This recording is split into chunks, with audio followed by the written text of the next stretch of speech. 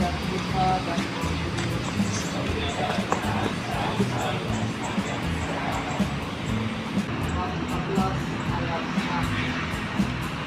Akulah jalan dan kebenaran. Segala seorang pun yang datang kepada Bapa, kalau tidak melalui aku. Demikianlah sabda Tuhan. Bapa di tempat yang kita jalankan, undangan perjalanan kita sebagai manusia tentu mengharapkan sesuatu yang baik, pengharapan akan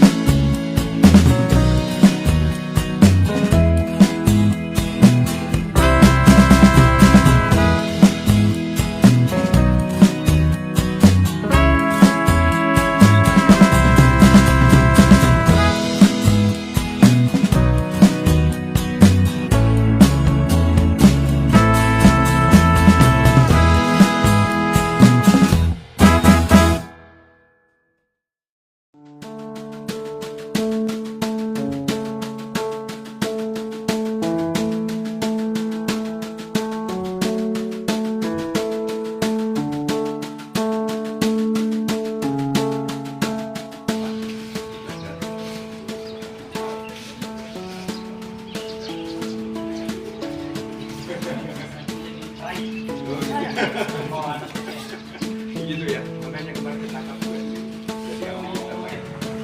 Jadi tahun Yubileu itu kita mengadopsi budaya Yahudi. Misalnya, memang banyak hal dalam gereja kita adopsi Yahudi. Misalnya Paskah itu kita adopsi Yahudi. Pentakosta juga sama kita mengadopsi. Salah satu yang kita adopsi adalah tahun Yubileu atau tahun Yobel. Nah, dalam budaya Yahudi itu tahun ke-50. Tahun ke-50 itu setelah 50 tahun, lalu siapa yang kebetulan pas tepat tahun ke-50 yang semuanya. Namanya tahun bebas. Itu maksudnya. Remisi agung namanya ya. Jadi tahun dia itu tahun remisi agung. Jadi misalnya dia buat kejahatan sangat luar biasa, lalu ketika ditulis, tapi di hari yang sama, di tahun yang sama adalah tahun Yobel. Semua langsung itu untuk tahanan. Yang kedua, yang suka hutang-hutang itu pinjam-pinjam itu. Ya. Contoh, kebetulan dia pinjol, lalu yang meminjamkan itu kan orang Kristen yang baik, lalu hari ini tahun Yobel. Apa yang terjadi? Karena tahun Yobel maka kita hapus hutangnya.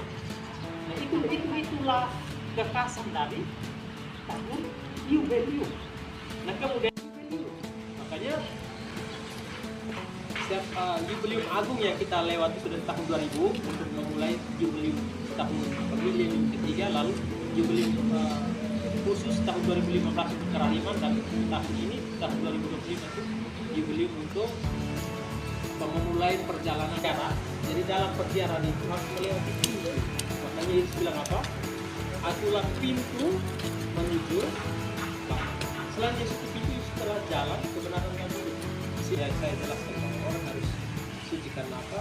Pintu yang dilewati adalah pintu suci. Sehingga orang harus akan membersihkan diri, makanya tadi kita ada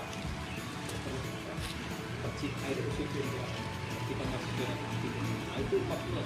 Tapi pintu suci yang sebenarnya itu memegang kunci itu.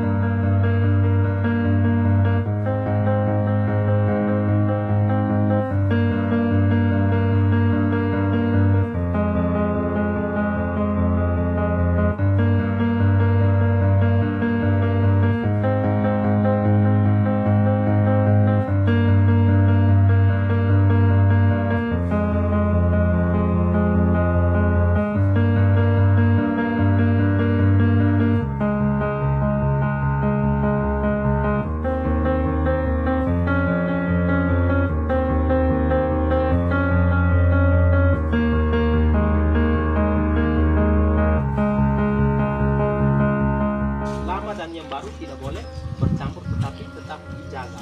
Nah, itu yang dimaksudkan dalam bacaan Injil hari ini, bahwa anggur yang baru harus disimpan dalam kantong kulit yang baru. Demikian juga anggur yang lama biarkan tetap. Kalau kita menggunakan yang lama untuk kita campurkan, maka akan rusak kedua-duanya.